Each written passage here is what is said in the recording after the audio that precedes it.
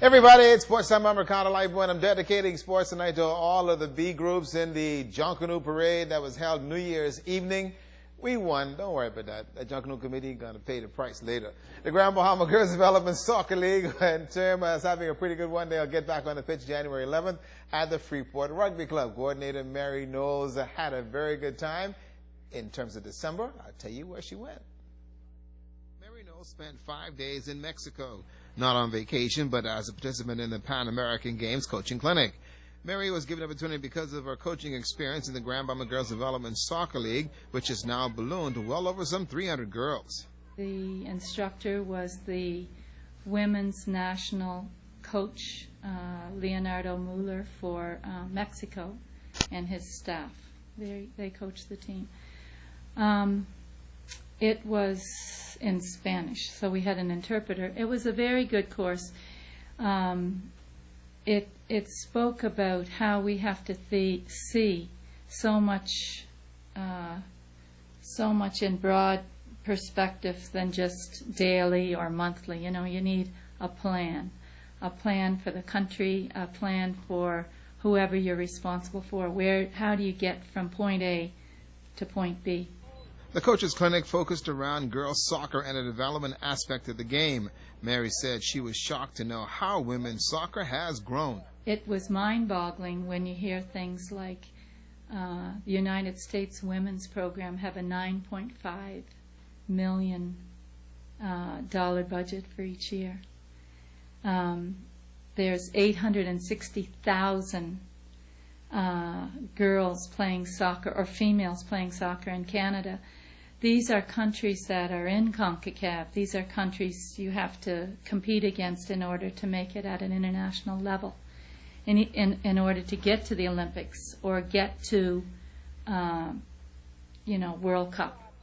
With countries like Canada and the United States investing greatly in women's soccer, the hope is to one day have the same interest in the Bahamas, and it can be done. I think we are fortunate in that we have very athletic females, probably more athletic than a lot of the kids that are in Canada or the United States. I think the Bahamas is blessed with very athletic, in every sport, very athletic individuals.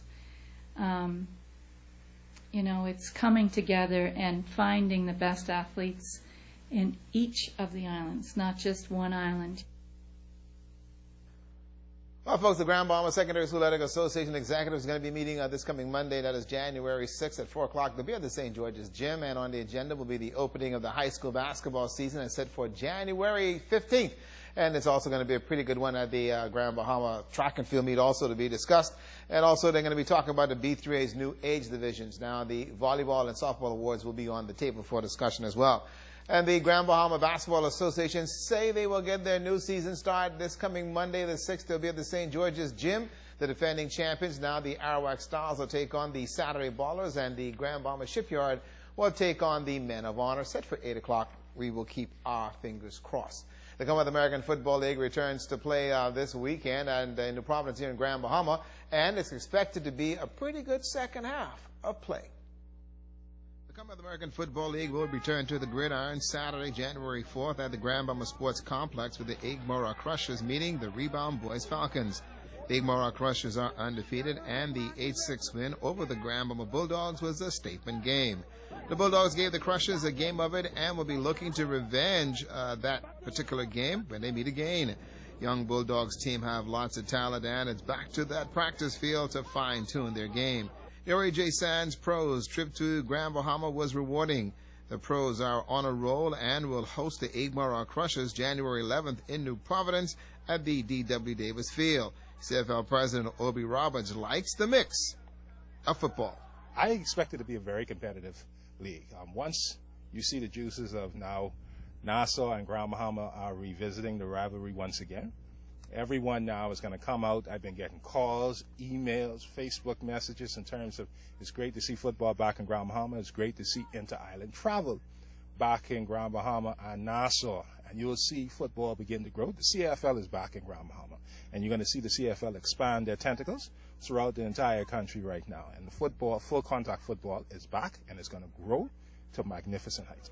The Stingrays and the Jets will face off in Nassau Saturday, January 4th. They'll be at the D.W. Davis Field. You can expect fireworks at that.